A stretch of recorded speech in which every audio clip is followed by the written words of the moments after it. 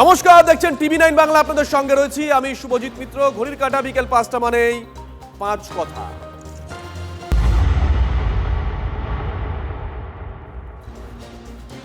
সকালে আপনাদেরকে একটা বাড়ি দেখিয়েছিলাম। বাড়ি বললে হয়তো কম বলা হবে। তৃণমূল কংগ্রেস বিধায়কের বাড়ি অনেকটা সেই রিসর্চের মতন, পৈলানের ছবি। আর এবার ফলতায় বিষ্ণুপুরের তৃণমূল বিধায়কের আরো একটা বাড়ির খোঁজ পেয়েছি আমরা। দল সরকারে নেই, কিন্তু ক্ষমতার নেশা বোধহয় দিলীপ মণ্ডলের কাটেনি। এখনো বাড়ির সামনে দেওয়ালে নাম ফলকে লেখা আছে পরিবহন দপ্তরের রাষ্ট্রমন্ত্রী। এই বাড়িটা দেখতে কেমন, যে ছবি আপনাদেরকে আমরা দেখাচ্ছি, একেবারে ভেতরকার ছবি দেখাবো। শুভেন্দু আমাদের সঙ্গে রয়েছেন, আমাদের সহকর্মী লাইভে। শুভেন্দু, এই বাড়িটা, এটাও কি প্রাসাদ, এটাও কি রিসর্ট? একেবারেই আমি ক্যামেরা পার্সন সৌভিককে বলবো দেখানোর জন্য যে বাড়ির একেবারে মূল যে দরজা, সেই দরজায় কিন্তু একেবারে ফলকে পরিষ্কার জলজল করছে দিলীপ মণ্ডল, রাষ্ট্রমন্ত্রী, পরিবহন দপ্তর, পশ্চিমবঙ্গ সরকার। আমি একেবারে বাড়িটার ভেতরে ঢোকার চেষ্টা করব। আমি ক্যামেরা পার্সন সৌভিককে বলবো দেখানোর জন্য। আমার ঠিক একেবারে ডান হাতে একেবারে প্রথমেই রয়েছে মন্দির।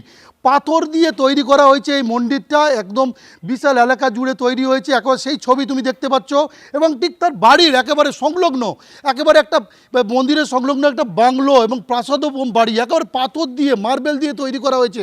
তুমি দেখতে পাচ্ছ ঝাঁ চকচকে বাড়ি, এবং তার সামনে বাগান রয়েছে, বিভিন্ন রকম গাছ লাগানো রয়েছে, কারুকার্য করা রয়েছে, কাঁচ এবং বৌদ্ধ মূর্তি বসানো রয়েছে।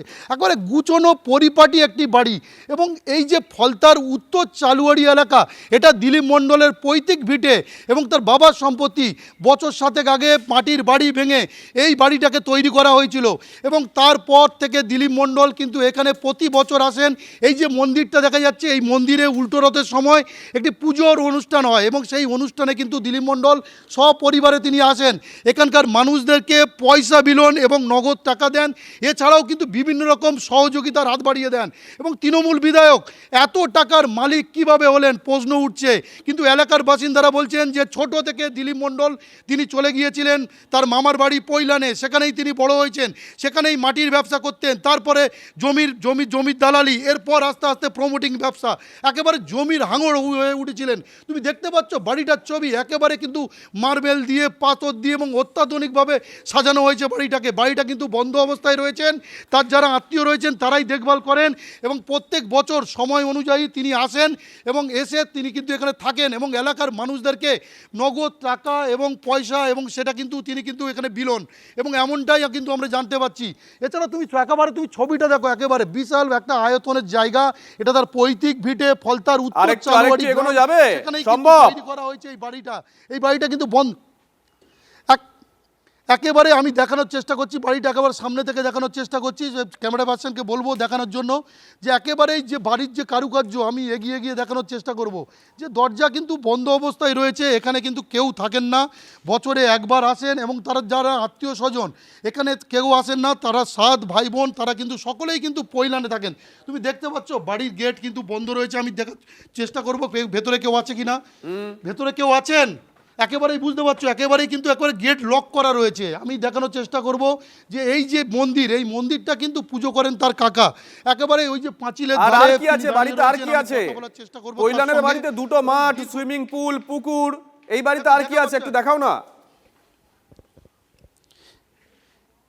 এখানে কিন্তু একেবারে ছবিটা দেখানোর চেষ্টা করব যে একেবারে কিন্তু যে বাড়ির চারদিকে দেখতে পাচ্ছ রেলিং চেন দিয়ে, একদম অত্যাধুনিক কায়দায় একেবারে চেন দিয়ে লাইট লাগিয়ে একেবারে কিন্তু ঘিরে রাখা হয়েছে। বাগান রয়েছে, পরিপাটি গাছ লাগানো হয়েছে, এবং সুপারি গাছ। এছাড়াও কিন্তু একটা ছোট্ট বাগান, এবং বাড়ির পিছনের দিকে কিন্তু চারদিকে পাঁচিল দিয়ে ঘেরা, এবং শক্তপোক্ত লোহার গেট তৈরি রয়েছে। এছাড়াও ফুলের যে সমস্ত গাছ হয়, এবং মেঝে একেবারে কিন্তু মার্বেল দিয়ে তৈরি হয়েছে গোটা মেঝে। তুমি দেখতে পাচ্ছ একটা অজপাড়াগা, একদম প্রত্যন্ত গ্রাম। সেই গ্রামের মধ্যে কিন্তু এই আলিশান বাড়ি রয়েছে তৃণমূল বিধায়ক দিলীপ মণ্ডল, যিনি তৃণমূল সরকারের প্রাক্তন প্রতিমন্ত্রী ছিলেন, পরিবহন প্রতিমন্ত্রী ছিলেন। একেবারে সেই ছবিটা দেখতে পাচ্ছ, বাড়ির ছবি, দোতলা এই বাড়ি। এই বাড়ির সমস্তটাই কিন্তু পরিপাটি, একেবারে অত্যাধুনিক ডিজাইনের, একেবারে লাইট রয়েছে, উপরে লাগানোর লাইট। একেবারে আমি চেষ্টা করছি, আর বাড়ির চারপাশে কিন্তু এখানে যেহেতু প্রতিবেশীরা রয়েছেন তাদের সঙ্গেও কথা বলে নেওয়ার চেষ্টা করব। আমাকে বেরোতে হবে এই বাড়ির বাইরে, এবং প্রতিবেশী যারা রয়েছেন তারা কিন্তু দেখতে পাচ্ছ তুমি যে তারা কিন্তু একেবারে কিন্তু দূরে সরে গেছে। এখানে তার কাকা কাকিমা যিনি হচ্ছেন এই বাড়িটাকে দেখভাল করেন, আমি তার সঙ্গে কথা বলার চেষ্টা করব। এটা কতদিন ধরে এই বাড়িটা তৈরি হয়েছে? বাড়িটা অত মনে নেই বাবা। কে তৈরি করেছিলেন বাড়িটা? দিলীপ মণ্ডল করেছে। এখানে কি আপনি দেখভাল করেন? আপনারা দেখভাল করেন এখানে?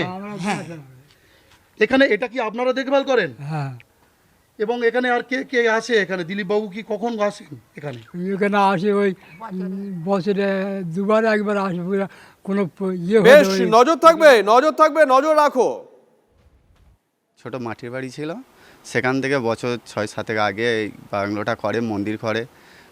উল্টো রথেতে এসে পুজো আচ্ছি দেয়টায়, কালী পুজোতে আসে, এখানে কালী পুজোতে সাহায্য টাহায্য কিছু করে টরে, গরিব মানুষদের কাপড় টাপড়েও বিলি টিলি করে, এমনি আর্থিক সহায়তা আর্থিক সহায়তাগুলো করে।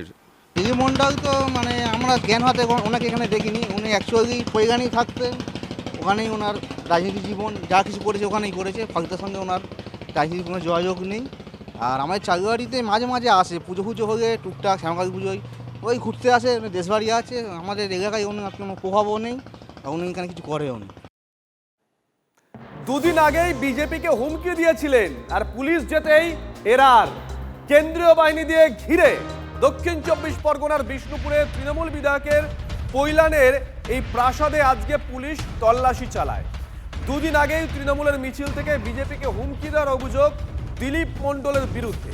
থানায় অভিযোগ দায়েরের পরই তৃণমূল বিধায়কের বাড়িতে হানা পুলিশের। তৃণমূল বিধায়ক দিলীপ মণ্ডলের প্রাসাদে ঢুকে রীতিমতন চক্ষু চড়ক গাছ, কি নেই সেখানে, আপনাদেরকে ছবি দেখাচ্ছি।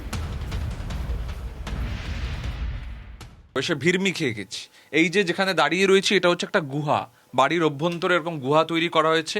সেই গুহার মধ্যে আবার রয়েছে গোপন ঘর, সেই ঘরে না জানি কি আছে, ঢুকতে ভয় করছে, কারণ যেভাবে জিনিসপত্র এখানে রাখা রয়েছে এবং চারদিকে ছড়িয়ে ছিটিয়ে জিনিস। বাড়ির মধ্যে একটা আস্ত গুহা তৈরি করে ফেলেছেন এই তৃণমূল নেতা 5 বারের বিধায়ক দিলীপ মণ্ডল। এই গুহা থেকে যদি বেরোই তাহলে আসবে একটা সাঁকো, সেই সাঁকোর নিচে সুন্দর একটা বাঁধানো ঘাটের মতন তৈরি করা হয়েছে। সেই সাঁকো ভেদ করে যখন আমরা বেরোবো তখন কোথায় গিয়ে পড়বো? তখন গিয়ে পড়বো একটা শীততাপ নিয়ন্ত্রিত ঘর। সেই শীততাপ নিয়ন্ত্রিত ঘরে এখনও এসি চলছে এবং এই শীততাপ নিয়ন্ত্রিত ঘরের বাইরেরটা হচ্ছে গ্লাস ডোর, চারদিকটা খোলা, ভেতরে অন্তত 5টা ক্যারাম বোর্ড রয়েছে। কারা খেলেন কি খেলেন বুঝতে পারছি না। একেবারে 5 স্টার রিসর্ট, দোলনা দুলছে। এইভাবেই কিন্তু আভিজাত্যের একেবারে সর্বোচ্চ শীর্ষে পৌঁছে গেছেন এই বিধায়ক বলা চলে। একেবারে সবুজ গালিচা সুন্দর করে তৈরি করা বাগান, চারদিকে একেবারে আয়েশের কোনো খামতি নেই, বৈদেশিক পাখি, তার পাশে সুইমিং পুল, কি নেই এখানে। এইভাবে এখানে আরাম করার জায়গা, এখানেও ক্যারাম বোর্ড রয়েছে। একেবারে সভা পারিষদ নিয়ে মহারাজারা যেমন বসেন তেমনই পরিস্থিতি, তেমনই পরিকাঠামো এখানে রয়েছে। এখান থেকে যদি এগোই তাহলে আবার খাঁচা, বৈদেশিক পাখি উড়ে বেড়াচ্ছে, পাখি ডাকছে, পাখির কুজন শোনা যাচ্ছে, আভিজাত্যের একেবারে শীর্ষে। তার পাশে চলে আসি, তার পাশে চলে আসলে দেখতে পাবো বিদেশি কুকুর, একটার পর একটা বিদেশি কুকুরের থাকার জায়গা। তার পাশে আবার একটা বাঁধানো পুকুর, সেই পুকুরের অদূরে আবার একটা ফার্ম, সেখানেও নিশ্চয়ই পাখি টাখি রয়েছে এবং এখানে ফাউন্টেন রয়েছে। আমাদের কোনো বিরাম নেই, একেবারে সর্বোচ্চ শীর্ষে পৌঁছে গেছেন এই বিধায়ক। পুকুরটা পেরিয়ে যখন আমরা ঢুকছি তখন খুলে যাচ্ছে আবার একটা দিগন্ত, নতুন একটা বাগান। সেই বাগানে হরিণ, বাঘ ইত্যাদি স্ট্যাচু তৈরি করা হয়েছে এবং গাছগুলোকে সুন্দর করে ছাটা, একেবারে পরিমিত একটা জায়গা। মানে বিলাসবহুল রুচিশীলতা নিয়ে কোনো প্রশ্ন তোলার জায়গা নেই। সেই গুহার উপরেই উঠে আবার তৈরি হচ্ছে আবার একটা প্রাসাদ। সেই প্রাসাদকে রাজমহল বললেও কম বলা হবে, যা অন্তত এই পরিস্থিতিতে দেখা যাচ্ছে তৈরি হচ্ছে। হয়তো এবারে বিধায়ক হলে বা আবার সরকার থাকলে বা অন্য কিছু হলে, কোনোভাবে অর্থ সংস্থান হলে এটা তৈরি হয়ে যেত। তো এখানেই শেষ নয়, এখানে তো শেষ নয়, সেখান থেকে আরও এগোলে দেখতে পাবো এই বাগান যেখানে শেষ হচ্ছে সেখানে একেবারে যেভাবে 5 স্টার হোটেলে থাকে একটার পর একটা মূর্তি, সেই মূর্তিগুলো রয়েছে বিস্তীর্ণ অঞ্চল জুড়ে। সেটা কোথায় শুরু কোথায় শেষ খোঁজ পাচ্ছি না, বুঝতে পারছি না। এগিয়ে যাচ্ছি, আবার একটা ঘর তৈরি হচ্ছে, কার বাড়ি এই বাগানের মধ্যে, কেন তৈরি হচ্ছে বুঝতে পারছি না। আবার একটা ফাউন্টেন, তারপরে আবার ওদিকে যাওয়ার রাস্তা, চারদিকে তৈরি হচ্ছে একের পর এক আভিজাত্যের ঠিকানা। এবং এভাবেই কিন্তু দাপটের সঙ্গে রাজনীতি করে এই এত কিছু বানিয়ে ফেলেছেন। কেউ ভোট পরবর্তী হিংসার শিকার হলে দল না দেখে তার দোকান বাড়ি ফিরিয়ে দিতে হবে। ভোট পরবর্তী হিংসা মামলায় রায় হাইকোর্টের প্রধান বিচারপতি ডিভিশন বেঞ্চের। রাজ্যের আইন শৃঙ্খলা রক্ষা করবে পুলিশই। 3 সপ্তাহের মধ্যে রাজ্য পুলিশকে হলফনামা জমার নির্দেশ। এই মামলা 5 বিচারপতির বেঞ্চে যাবে কিনা সেটা পরে বিচার করা হবে। আপনাদেরকে জানিয়ে রাখি, প্রসঙ্গত এই মামলার জন্যই আজকে হাইকোর্টে গেছিলেন মমতা বন্দ্যোপাধ্যায়, সওয়াল করেছেন।